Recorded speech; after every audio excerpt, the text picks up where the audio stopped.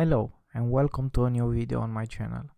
In this video we're gonna take a look at a piece of code from a project that I used in a video where we explain how to use forms and controls in SwiftUI almost a year ago.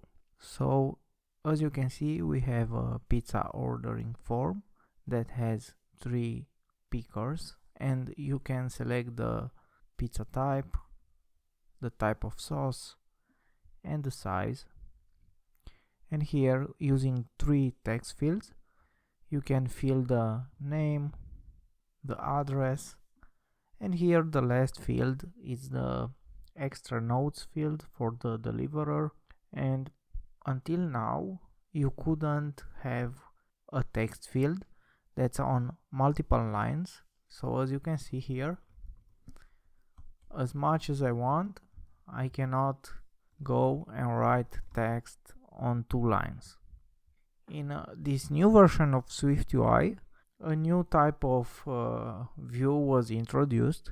It is called the text editor. A text view editor is a view that can display and edit long form text. You can add a text editor view by adding an instance in your view's body and initialize it by passing a binding to a string variable. So as you can see here, I use an observable object that has stored our types of pizza, types of sauce, sizes, and we have some that are marked with the publish property wrapper. This publish property wrapper will notify us whenever one of these values changes, and it will update our form. Here, instead of using a text field, we'll use the new text editor view. Let's go ahead and remove this line, and we'll write text editor, and here, as you can see, it will receive a binding. So for the binding, we're gonna use the order and dot notes, and let's run it again. And now, as you can see here, it seems we have a blank space, but we can write text. But wait, it doesn't look good at all. We can manipulate the height of the text editor by using the frame, and we'll say frame, and here we're gonna say a height of 100 and alignment will be center. And here let's add the dot.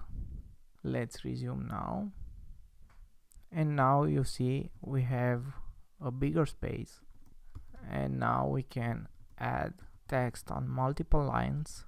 We can change the font and the font color and the font weight the same way we do it for a text view, for example. So we'll say foreground color, and we'll pass color dot gray. This will change the color of our text, and because it is a multi-line, we can use the multi-line text alignment and say we want to align it leading.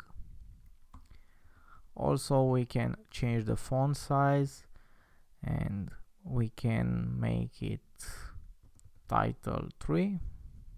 We can also limit the number of lines using the line limit modifier, and we can pass, let's say, 5. Let's hit resume, and now, as you can see, we have the gray color for the text. And as you can see, we added a text with multiple lines. To make this look better, maybe we could use a section and a v-stack, and use a text, and could say notes, and move this text editor down here, and we will align it leading. Let's hit refresh.